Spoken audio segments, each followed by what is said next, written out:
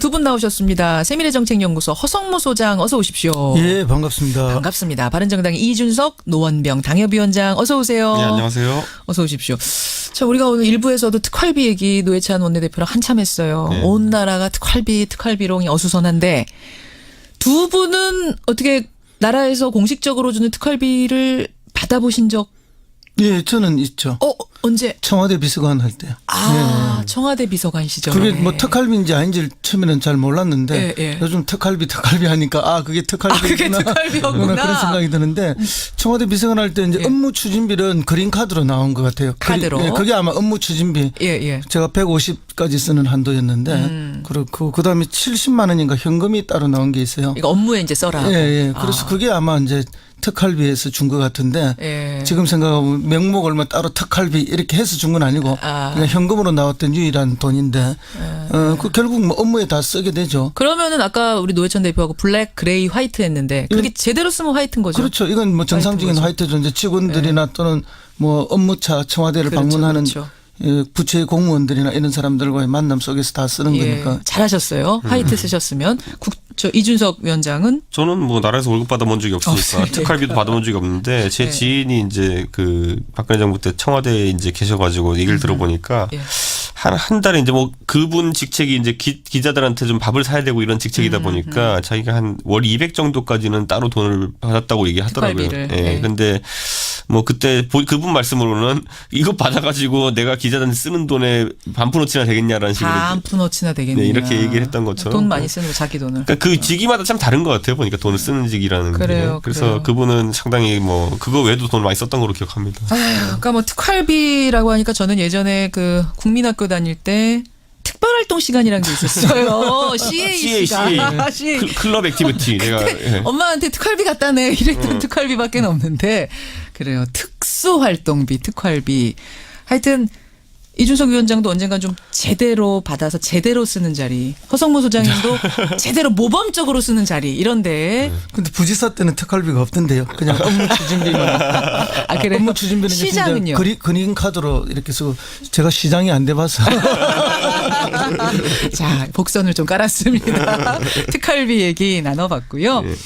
이번 주 주제에 들어가 보죠. 이번 주 하한가부터 보겠습니다. 허성무 소장님, 하한가.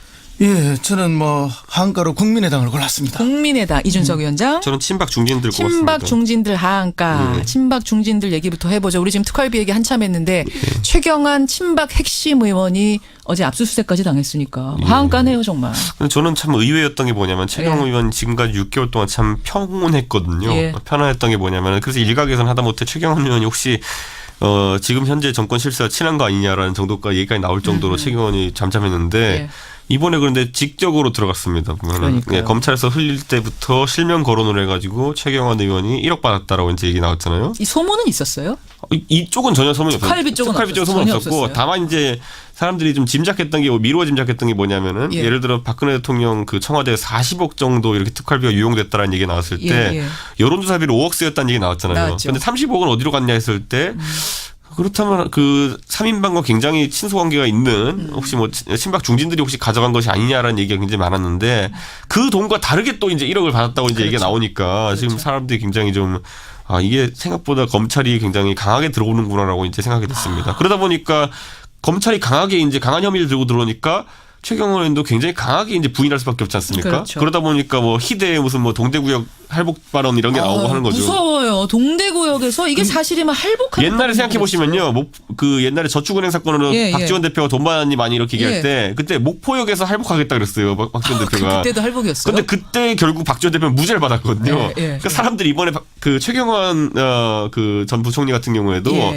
야 이게 할복이라 그러니까 할복하고 또 무죄인가 유죄인가 또 고민하게 되는 게 굉장히 단어가 셌어요. 어쨌든 보면 느낌상으로. 그런데 어쨌든 이게 목포에서 할복하겠다, 뭐 동대구역에서 할복하겠다 이런 표현은 지역 감정에 호소하는 거라고 저는 봅니다. 지역 왜 감정. 서울역에서 하시면 되지 왜 꼭 가서 하셔야 돼요? 아니 그렇게 또 얘기하시면은 서울에 사시는 자기 지역에 자기 근거 지역을 지금 끌고 들어오는 거 아닙니까? 그것은 자기 지역의 지지자들 유권자들한테 도와달라는 이야기고 그것은 일종의 지역 감정을 부추기는 한 요인도 되는 거기 때문에. 그리고 할복 얘기 이런 거 하지 마세요. 할복도 듣기 안 좋지만 특정 지역을 거론하는 것은 더 듣기에 민망한 일이다. 저는 뭐 이렇게 지적 안 할 수가 없고요. 스스로 자살하는 나라는 이 사회 문제가 얼마나 큰데 할봉 얘기 이런 거 일단 하면 안 되고 지역까지 호소하는 거는 이건 더 나쁜 거다. 네, 그렇죠. 그리고 이제 최경환 의원 같은 경우에는 어떻게 보면 유탄일 수도 있는데요.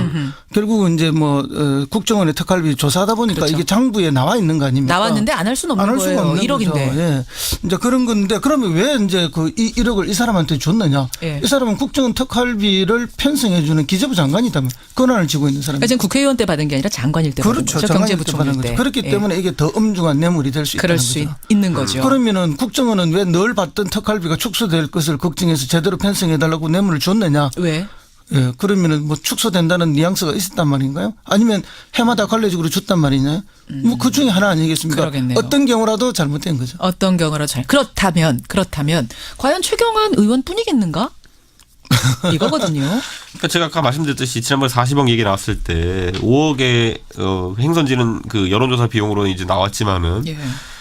원래 40억의 행선지를 이게 조사하다 보면 30억도 알고 있는 거거든요. 근데 검찰이 지금 안 얘기하고 있는 거거든요. 지금 보면은. 그러니까 왜냐하면 수사를 위해서든지 어떤 목적으로 위해서든지 얘기 안 하고 있는 건데 어쨌든 그 3인방의 일관된 진술은 뭐냐면 그걸 박근혜 대통령이 알았었다라고 이제 얘기하는 건데 그 용처가 어디겠느냐. 박근혜 대통령의 재산은 증가된 게 하나도 없습니다. 그 임기 동안에. 맞아요. 월급만큼만 증가됐습니다. 근데 그럼 그 돈이 어쨌든 용처가 있을 텐데 그 용처가 무엇이냐에 대해 가지고 지금 이제 검찰이 들고서 지금 아마 정치권에게 시그널을 보내고 있다 이렇게 봅니다. 정치권이 떨고 있는 거 맞죠? 그러니까 그 5억이라는 것도 여론조사 비용 쓰였다는 것도 알고 봤더니만은 예. 진박들 여론조사 비용 쓰였다는 거 아닙니까? 예. 그럼 35억이 어디 쓰였을지는 상식적인 국민들이라면 약간은 짐작가는 데가 있습니다. 어디요? 예?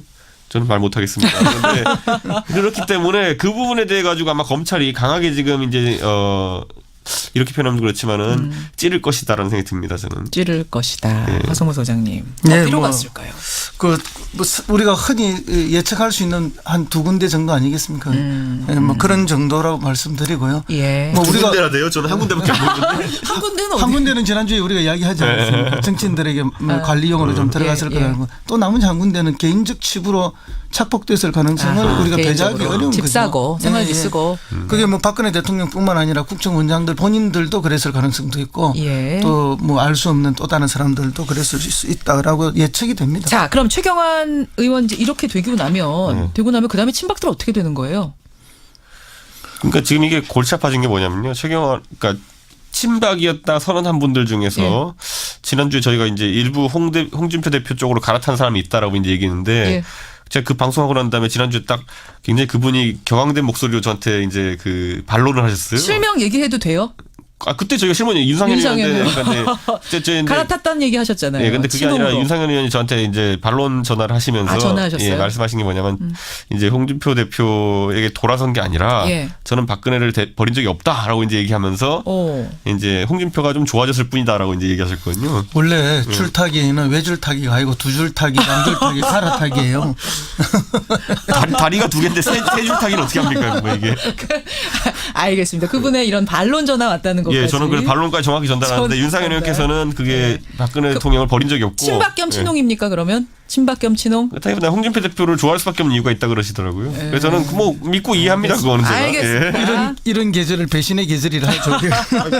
또 전화 오겠어요. 또 전화 오겠어요. 배신이 아니라 두 분 다 좋아할 수 있다니까요. 사랑이 둘일 수도 있습니다. 국민의당을 하한가로 골라오신 허 소장님으로 가죠. 여기는 뭐 상황이 안 좋아요. 그렇죠. 오늘 뭐 끝장 토론을 한다고 그러는데 끝장 토론을 해서 이렇게 잘 봉합이 돼야 되는데 끝장 토론 결과 당이 끝장 날 수도 있다 이런 생각이 들어서 오늘 한가로 골랐습니다. 끝장 날 수도 있다고 보세요. 그렇죠. 왜냐하면 안철수 대표가 가는 길하고 호남 중진들이 가는 길이 달라요.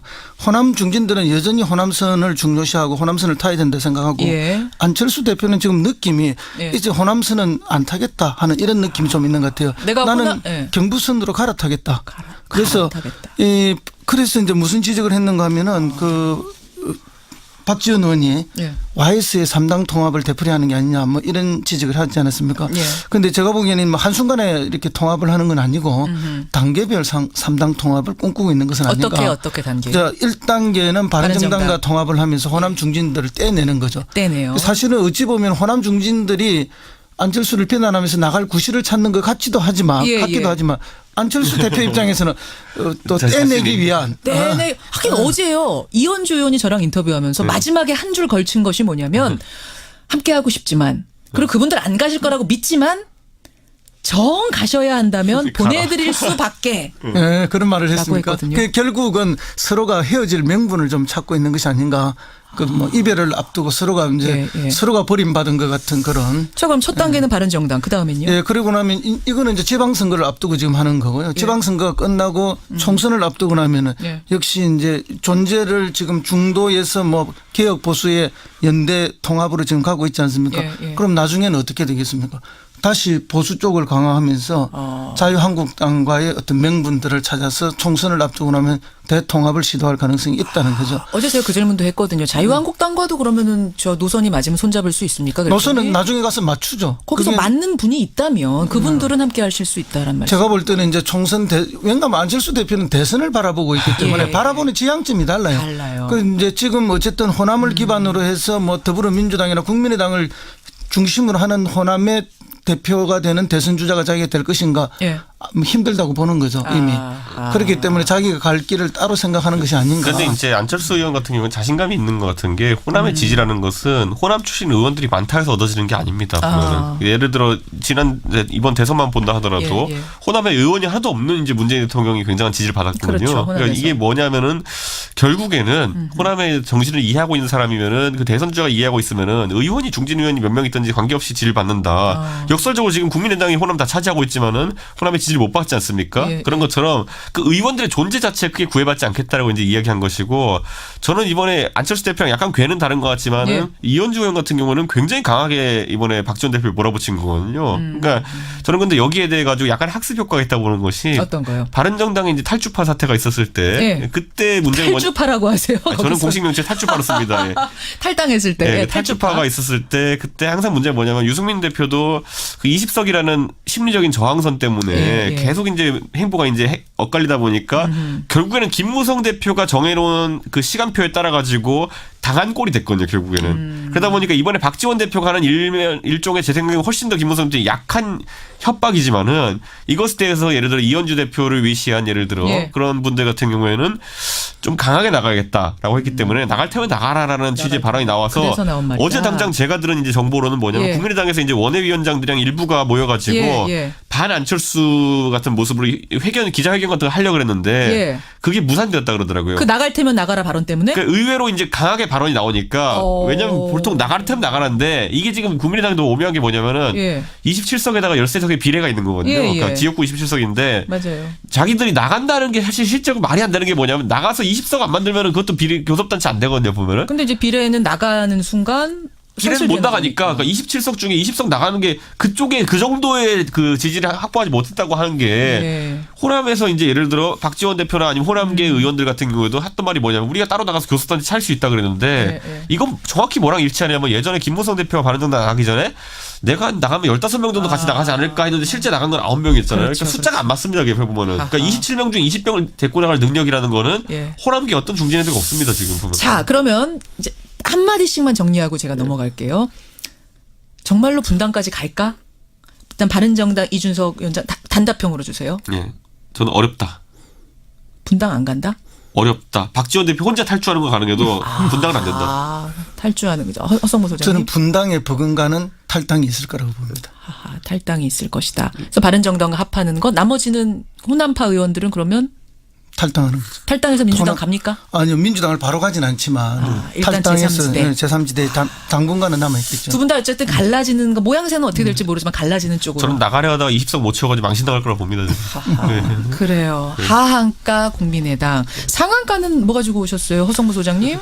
예, 저는 상한가로 김부겸 행안부 장관을. 김부겸 장관. 이건 뭐 이유를 딱 알겠네요. 그러면은 이준석 위원장은 상한가? 저는 이제 국민의당이 저런 상황이다 보니까 안철수 대표가 의외로 주목받을 것이다. 이제 안철수 대표 상한가. 그러니까 저는 항상 상한가를 주목받는 사람으로 하기 때문에 주목받는 사람. 그렇기 때문에 상한가는 이제 어떤 결정을 할지 주목이 될 거다. 허성무 소장님, 김부겸 장관 뽑아오신 거는 이번에 그 지진 대처 관련된 그렇죠. 거죠? 왜냐하면은 이게 수험생만 수십만 명이고 그 가족이나 관계자 수백만이거든요. 전 국가적 행사입니다. 이 중대한 일을 연기한다는 건 결코 쉽지 않습니다. 엄청난 압박감에 시달리면서 내리는 결정이거든요. 그래서 사실 이제 대통령이 수석 보좌관 회의할 때 그 전반적인 기류는 수능 연기할 수 없다는 거 아니었어요. 처음에 그랬어요. 그런데 이제 현장에 내려간 김부겸 장관이 현장의 처참한 상황을 보고하면서 연기하지 않을 수 없다는 보고에 연기 결정이 내려진 거 아닙니까? 이런 결정은 정말로 원칙과 결단이 없으면 내리기 힘든 결정입니다. 그 압박감 이루 말할 수가 없거든요. 그런데 이제 이 결단이 잘못되었을 때, 이 결정이 잘못되었을 때 그 후폭풍 어마어마하잖아요. 사실은 그 비난을 본인이 다 감수해야 된다는 걸 알면서 만약 잘못됐을 경우. 그렇기 때문에 대체로 이제 주어진 대로 갚버리고 그렇죠. 그 소수는 아픔은 어쩔 수 없이 희생되는 그런 구조로 가는 게 지금까지 대체로 관례였습니다. 그 웬만하면 본인이 결정하려고 하지 않잖아요. 그렇죠. 최종 결정은 미루죠. 미루고 다 그렇게 하죠. 그런데 이번에는 어떤 거는 결단을 내려줬고 포항 지역에 전국적으로 보면 소수지만 그 사람들의 아픔을 국가적으로 같이 공유할 수 있게 했다. 그런 차원에서 정말 훌륭한 결정이었다. 이렇게 보고요. 더 훌륭한 거는 우리 국민과 수험생들이죠. 그런 그 당혹스러움을 느낌에도 불구하고 다 수용하고 너무나 공존의 지혜를 같이 발현해 주는 이 위대함에 저는 뭐 장관도 장관이지만 장관보다는 오히려 우리 국민들을 상한가로 뽑고 싶습니다. 수험생들 위해서 박수 한번 쳤으면 좋겠어요. 진짜로. 힘내시라고. 힘내라는 응원도 되지만 정말 의연하게. 사실은 미룬다고 다 좋은 거 아니잖아요. 특히 공부 잘하는 학생들은 굉장히 손해일 수도 있지만 너무나 의연하게 받아들인 우리 수험생들. 아, 대단해요. 저는 제가 이번에 김부겸 장관 보면서 이제 느꼈던 게 뭐냐면은 그 저도 이제 보수 정당에 있기 때문에 TK 정서를 어느 정도 이해하고 있는데 TK에 있는 사람들의 정서는 뭐냐면은 우리가 5명의 대통령을 만들어도 TK가 변한 게 없다라는 인식을 약간 갖고 있어요. 그게 뭐냐면 결국엔 우리가 열심히 몰아가지고 당선시켜놔도 결국에는 TK에 뭐 안 해주더라라는 느낌을 갖고 있거든요. 사는 거 달라진 게 없다. 근데 예를 들어 김부겸 의원이나 아니면 이번에 유승민 의원도 같이 찾아갔지만은 그 소수자들이거든요. TK에서는. 그 TK 출신임에도 불구하고 소수자가 될 수밖에 없는 아이오닉한 위치에 있는 분들인데 마이너죠. 이분들이 김부겸이라는 사람 이번에 다시 보게 된다라는 얘기를 저는 몇 군데 들었어요. 그게 뭐냐면은 확실히 TK 출신인데 고향에 대해서 뭔가 하려고 하는 사람은 다르다라는 느낌을 줬는데 저는 이게 굉장히 김부겸 그 장관에게 큰 자산이 될 것이다라는 느낌이 들었던 게 뭐냐면은 유승민 의원도 특별 재난 지역 이제 선포를 얘기했고 김부겸 장관 같은 경우도 그게 꼭 필요하다는 이제 얘기했는데 정작 이제 그 지역에 이제 다수당이라고 할 수 있는 자유한국당 사람들은 가가지고 뭐 굉장히 애매한 얘기들을 했거든요 보면은. 아니 류호혜 최고위원만 해도 이게 지금 포항 지진은 하늘이 문재인 정부에게 주는 경고다라는 얘기했다가 그렇게 정치에 이제 이용하려고 한 사람들과 대비돼가지고 다른 TK 출신 정치인들은 지금까지 소수자였던 사람들, 민주당과 바른정당이 있기 때문에 소수자였던 사람들이 이번에 상대적으로 부각이 되지 않았다는 생각이 하게 되고 저는 이게 내년에 이제 지방선거 때도 아이템으로 등장할 거라 느낀 게 뭐냐면은. 과연 과거에 호남이 그래가지고 호남 일당 독재가 올려 해가지고 국민의당을 이렇게 뽑았던 것처럼 이번에도 TK에서도 다른 그 움직임이 나올 수 있다는 생각이 됩니다. 그런데 유희의 최고위원은 자기가 최고위원이 얼마나 엄중한 자리인가 하는 부분을 제가 볼 때 인식을 다 못하는 것 같아요. 이게 재난으로 고통받는 그 시민들 국민들을 어떻게 감싸고 어떻게 구제하고 하는 그 부분에 관심을 가져야 되는데 정쟁의 수단으로 이걸 끌고 들어온다는 것은 정말 철학의 빈곤이라든지 인식의 얕음을 드러내는 것이 아닌가 좀 안타깝습니다. 여기까지 오늘 뉴스닥. 사실 이번 주는 상한가 하한가가 참 풍부했어요. 네, 그렇죠. 올릴 인물이 많아 고민들 많이 하셨죠. 누구 올려야 되나. 여기까지 오늘의 뉴스닥. 상한가 보도에는 김부겸 행안부 장관, 국민의당 안철수 대표, 하한가 보도에는 국민의당과 친박 중진들을 올리면서 두 분과 인사 나누겠습니다. 고생하셨습니다. 예, 감사합니다. 바른정당 이준석 노원병 당협위원장, 세미래정책연구소 허성무 소장이었습니다. 우리가 흔히 예측할 수 있는 한 2군데 정도 아니겠습니까? 뭐 그런 정도라고 말씀드리고요. 뭐 우리가 군데나 돼요? 저는 한 군데밖에 모르는데. 한 군데는 어디? 한 군데는 지난주에 우리가 이야기하지 않았습니까? 정치인들에게 관리용으로 좀 들어갔을 거라고. 또 나머지 한 군데는 개인적 칩으로 착복됐을 가능성을 우리가 배제하기 어려운 집 거죠. 사고 생활비 쓰고. 그게 뭐 박근혜 대통령뿐만 아니라 국정원장들 본인들도 그랬을 가능성도 있고 또 뭐 알 수 없는 또 다른 사람들도 그랬을 수 있다라고 예측이 됩니다. 자, 그럼 최경환 의원 이렇게 되고 나면 그다음에 친박들 어떻게 되는 거예요? 그러니까 지금 이게 골치 아파진 게 뭐냐면요. 최경환 그러니까 친박이었다 선언한 분들 중에서 지난주에 저희가 이제 일부 홍준표 대표 쪽으로 갈아탄 사람이 있다라고 이제 얘기했는데 제가 그 방송하고 난 다음에 지난주에 딱 굉장히 그분이 격앙된 목소리로 저한테 이제 그 반론을 하셨어요. 실명 얘기해도 돼요? 그때 저희가 실무는 윤상현 의원인데 갈아탔다는 얘기 하셨잖아요. 예, 근데 그게 친홍으로. 아니라 윤상현 의원이 저한테 이제 반론 전화를 하시면서 전화하셨어요? 예, 말씀하신 게 뭐냐면 이제 홍준표 대표에게 돌아선 게 아니라 예. 저는 박근혜를 버린 적이 없다라고 이제 얘기하면서 이제 홍준표가 좀 좋아졌을 뿐이다라고 이제 얘기하셨거든요. 원래 줄타기는 외줄타기가 아니고 두줄타기, 양줄타기, 갈아타기예요. 다리가 두 개인데 세 줄타기는 어떻게 합니까? 뭐 이게. 알겠습니다. 그분의 이런 반론 전화 왔다는 것까지. 예, 저는 그 반론까지 정확히 전달하는데 윤상현 의원께서는 그게 박근혜 대통령을 버린 적이 없고. 친박 겸 친홍입니까 그러면? 친박 겸 친홍? 그렇다기보다 홍준표 대표를 좋아할 수밖에 없는 이유가 있다 그러시더라고요. 그래서 저는 뭐 믿고 이해합니다. 그거는 제가. 알겠습니다. 이런 계절을 배신의 계절이라 하죠. 또 전화 오겠어요. 또 전화 오겠어요. 배신이 아니라 두 분 다 좋아할 수 있다니까요. 사랑이 둘일 수도 있습니다. 국민의당 두 분 나오셨습니다. 세미래정책연구소 허성모 소장 어서 오십시오. 예, 반갑습니다. 반갑습니다. 바른정당 이준석 노원병 당협위원장 어서 오세요. 네, 안녕하세요. 어서 오십시오. 자, 우리가 오늘 일부에서도 특활비 얘기 노회찬 원내대표랑 한참 했어요. 네. 온 나라가 특활비론이 어수선한데 두 분은 어떻게 나라에서 공식적으로 주는 특활비를 받아보신 적? 예, 저는 있죠. 언제? 청와대 비서관 할 때요. 청와대 비서관 시절에. 그게 뭐 특활비인지 아닌지 처음에는 잘 몰랐는데 요즘 특활비 하니까 그게 특활비구나. 그게 특활비였구나. 그런 생각이 드는데 청와대 비서관 할 때 이제 업무 추진비는 그린 카드로 나온 것 같아요. 카드로. 예, 그게 아마 업무 추진비. 제가 150까지 쓰는 한도였는데 그렇고 그다음에 70만 원인가 현금이 따로 나온 게 있어요. 이거 업무에 이제 써라. 예. 그래서 그게 아마 이제 특활비에서 준 것 같은데 지금 생각하면 명목을 뭐 따로 특활비 이렇게 해서 준 건 아니고 그냥 현금으로 나왔던 유일한 돈인데 그 결국 뭐 업무에 다 쓰게 되죠. 그러면은 아까 우리 노회찬 대표하고 블랙, 그레이, 화이트 했는데 그게 제대로 쓰면 화이트인 거죠? 그렇죠. 이건 뭐 정상적인 화이트죠. 이제 직원들이나 또는 뭐 업무차 청와대를 방문하는 부처의 공무원들이나 이런 사람들과의 만남 속에서 다 쓰는 거니까. 잘하셨어요. 화이트 쓰셨으면. 이준석 위원장은? 저는 뭐 나라에서 월급 받아본 적이 없으니까 특활비도 받아본 적이 없는데 제 지인이 이제 그 박근혜 정부 때 청와대에 이제 계셔가지고 얘기를 들어보니까 한 달에 이제 뭐 그분 직책이 이제 기자들한테 좀 밥을 사야 되고 이런 직책이다 보니까 자기가 한 월 200 정도까지는 따로 돈을 받았다고 얘기하더라고요. 예. 근데 뭐 그때 그분 말씀으로는 이거 받아가지고 내가 기자들한테 쓰는 돈에 반푼어치나 되겠냐라는 식으로 반푼어치나 되겠냐. 이렇게 얘기를 했던 거. 예. 이제 그런 건데 그러면 왜 이제 그 1억을 이 사람한테 줬느냐? 이 사람은 국정원 특활비를 편성해 주는 기재부 장관이다면 권한을 쥐고 있는 사람이죠. 지금 국회의원 때 받은 게 아니라 장관일 때 받은 거죠. 경제부총리 때. 그렇기 때문에 이게 더 엄중한 뇌물이 될 수 있다는 그럴 거죠. 수 있는 거죠. 그러면은 국정원은 왜 늘 받던 특활비가 축소될 것을 걱정해서 제대로 편성해 달라고 뇌물을 줬느냐? 왜? 예, 그러면은 뭐 축소된다는 뉘앙스가 있었단 말인가요? 아니면 해마다 관례적으로 줬단 말이냐?